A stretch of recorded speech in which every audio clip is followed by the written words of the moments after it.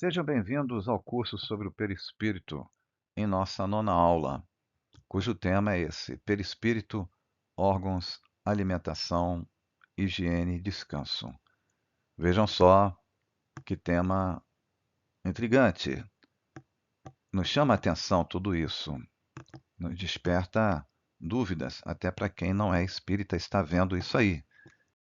Para isso, a gente tem por objetivo compreender a finalidade da existência de órgãos no perispírito, a forma de sua manutenção, como ele se sustenta, para que serve, e o uso dele interdependente com o corpo físico, ou seja, os órgãos do perispírito atuam junto com os órgãos do corpo físico, como já vimos em aulas anteriores.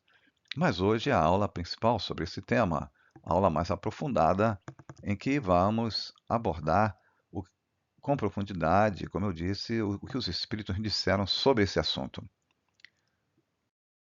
Daí começamos por essa questão importantíssima. Há órgãos no perispírito como no corpo físico? Bem, este é um tema que alguns palestrantes e pesquisadores espíritas dizem que não, mas eles estão falando uma interpretação deles, porque a doutrina espírita, ela, conforme Kardec nos ensinou, o que os espíritos nos dizem tem que buscar o universalismo. Este é um princípio. O que um espírito fala por um outro médium, em outro local, em outro país, em outra época, tem que confirmar. Não é só o que um espírito fala por intermédio de um médium. Bem, esses pesquisadores e palestrantes afirmam, por opinião pessoal, que os órgãos não o perispírito não possui órgãos. O que acontece é que o espírito pensa que os tem e os imagina por ainda ter uma reminiscência do corpo físico. Mas isso está em contradição com várias obras espíritas, como nós veremos na aula de hoje. Dessa forma, há órgãos sim no perispírito. Um dos grandes pesquisadores, utilizados muito nessa nosso curso, o Zalmino Zimmermann, na sua obra O Perispírito, nesta observação que consta aí no final do parágrafo, enegritada e sublinhada, ele nos diz o seguinte: esse livro é fruto de uma extensa pesquisa com bibliografia referenciada ao seu final. Espíritos desencarnados atestam à unanimidade que sentem normalmente o pulsar do coração, o respirar dos pulmões, o funcionamento, enfim, de todo o seu organismo perispiritual. Então, essas informações nos foram relatadas cerca de 100 anos depois de Kardec, aqui no Brasil, começando por Chico Xavier, que psicografou as obras de André Luiz. Então, os espíritos começaram a falar sobre esse assunto 100 anos depois. Mas não foi só André Luiz que falou, vários outros, como nós veremos aqui na aula, inclusive por Divaldo também, vários falaram, confirmaram a existência disso e disseram o porquê. Mas nós veremos mais coisas ainda sobre a época de Kardec, sobre esse assunto. Eu recomendo esse livro como principal referência bibliográfica, Perispírito que os Espíritos disseram a respeito, de Gesiel Andrade, um grande pesquisador. Então, para quem quer estudar o assunto perispírito em geral, como nós fizemos em todo o nosso curso, esse livro aí é a principal referência, porque ele estudou várias obras até a publicação desse livro. Depois da publicação, novas obras de Divaldo e outros autores, médiuns e espíritos disseram mais coisas ainda sobre todos os assuntos que nós tratamos até aqui, inclusive os assuntos da aula de hoje. É uma referência que eu recomendo. Tudo começa então nesse livro, O Céu e o Inferno, quando no capítulo 2, segunda parte, tem 10 subtítulos: Espíritos Felizes e Sansão. Sansão foi um membro da Sociedade Espírita Parisiense, fundada por Kardec, e conviveu com Kardec nessa sociedade espírita. E após o seu desencarne, como metodologia da época, Kardec o evoca, ele se apresenta na reunião para responder várias perguntas. E ele nos diz o seguinte, numa das evocações, tem várias aí nesse subtítulo ligado a ele. Nos diz Sansão, em resposta a questões levantadas por Kardec, que vocês confirmem lá nessa citação aí, nessa referência. O espírito possui todos os membros de que falais, cabeça, tronco, pernas. Sinto perfeitamente as minhas mãos com os dedos, pois podemos à vontade aparecer-vos e apertar-vos as mãos. Estou junto dos meus amigos e aperto-lhes as mãos sem que disso se apercebam. Vejam que aí há 3 colocações que eu vou destacar. Eu vou começar de baixo para cima. Estou junto com meus amigos e aperto-lhes as mãos sem que disso se apercebam, porque ele, como espírito, e os demais encarnados não têm como os encarnados sentirem isso, exceto como na situação do item anterior.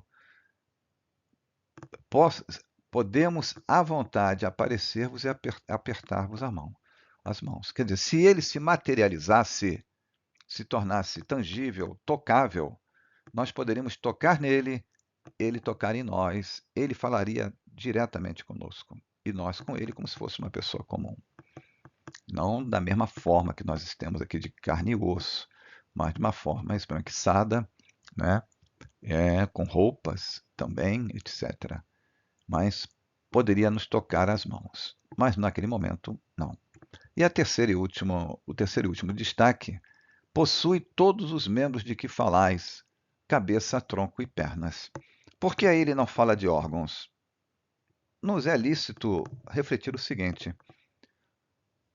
Pelo nosso conhecimento, Kardec, eu suponho, Kardec é um espírito preparadíssimo para a sua missão, um pesquisador. Ele com certeza deve ter perguntado aos espíritos sobre a existência de órgãos. Aí ele só falou em membros, né? Por que não teria perguntado em órgãos? Eu imagino que ele perguntou e os espíritos devem ter dito a Kardec. Ainda não é o momento de falar sobre esse assunto.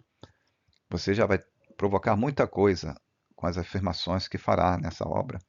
E de fato, vejam só, até então e até hoje, as religiões em geral pensam que o espírito é uma forma gaseificada, uma espécie de neblina, né, que aparece.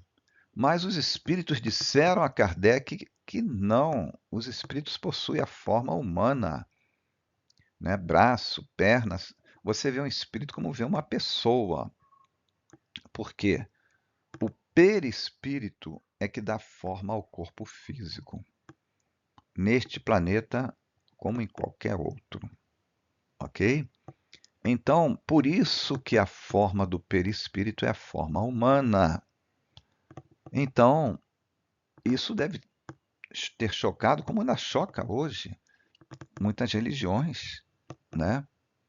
Apesar da Bíblia constar sempre as evidências, as aparições de espíritos na forma humana, mas isso ainda lança muita dúvida. Então, para a época e os 100 anos seguintes, isso foi uma grande revelação.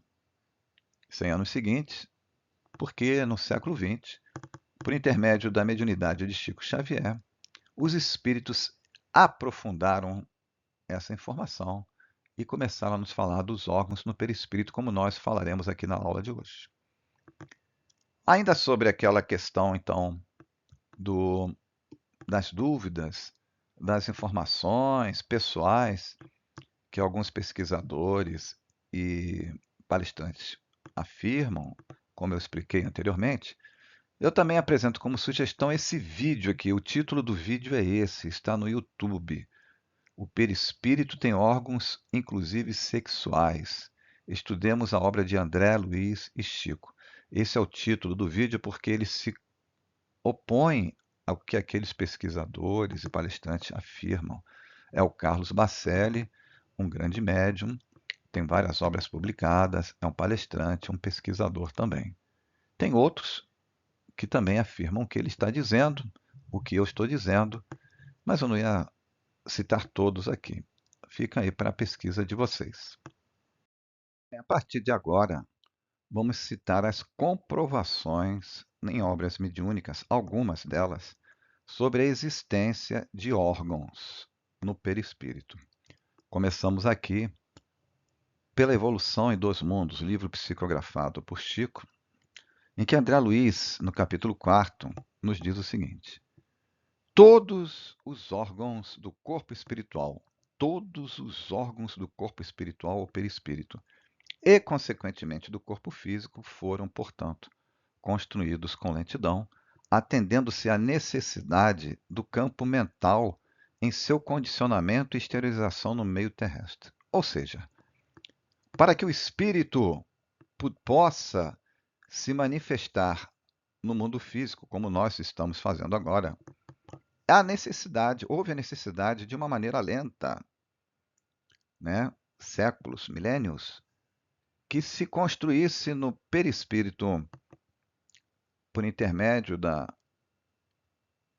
mente do espírito, o corpo, os órgãos no corpo espiritual. Uma matriz. A partir daí, encarna, desencarna, estão com os órgãos. Mas até isso surgir, foi necessário um passar de um bom tempo, não é?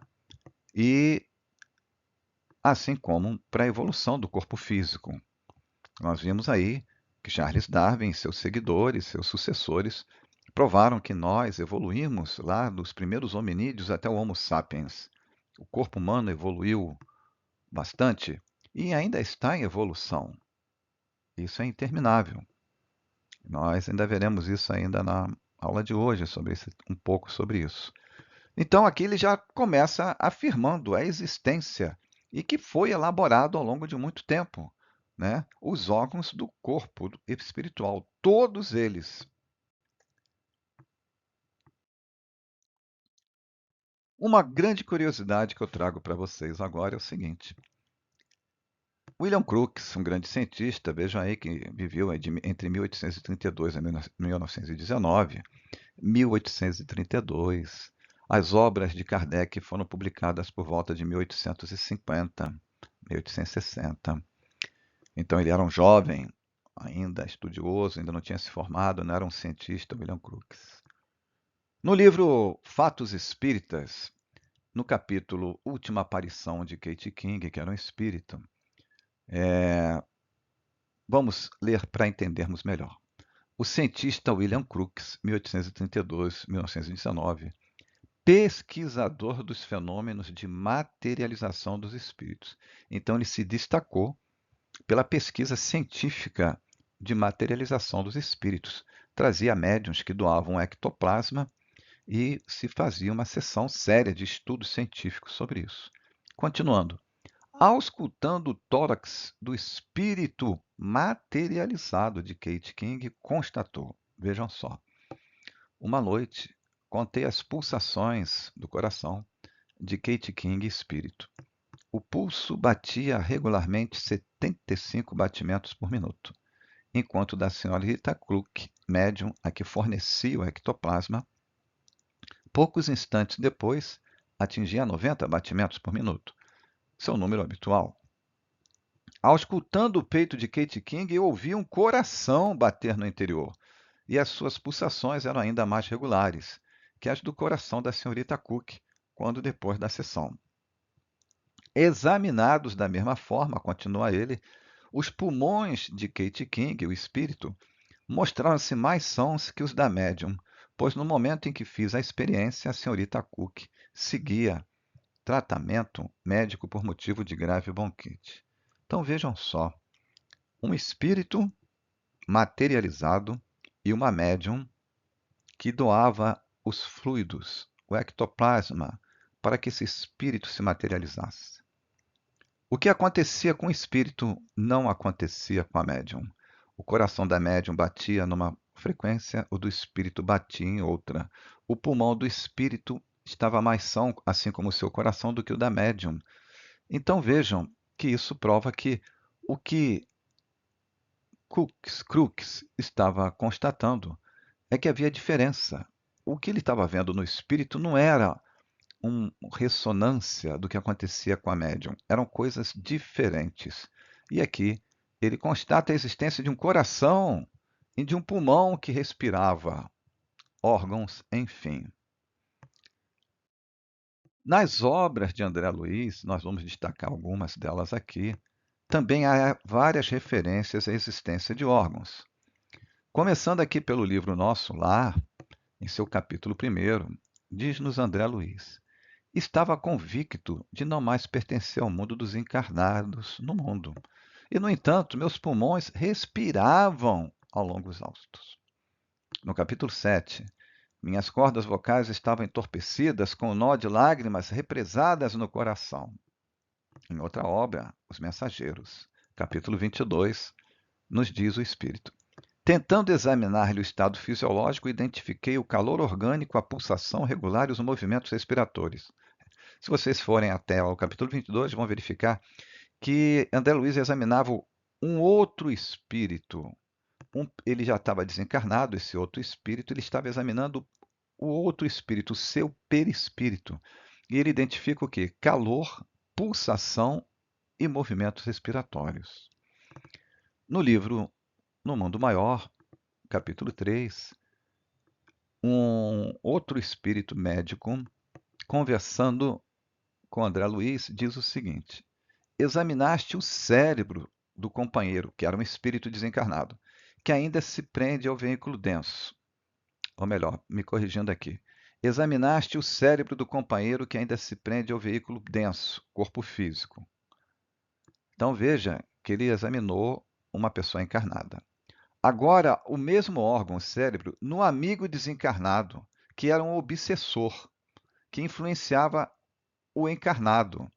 Então ele tem ali um encarnado e um espírito obsessor, que o influencia negativamente o encarnado. E André Luiz examina o cérebro dos dois para constatar o quê? A influência mental de um no outro. Mas o que nos chama a atenção aqui é a existência do cérebro no espírito desencarnado, comprovando a existência do órgão.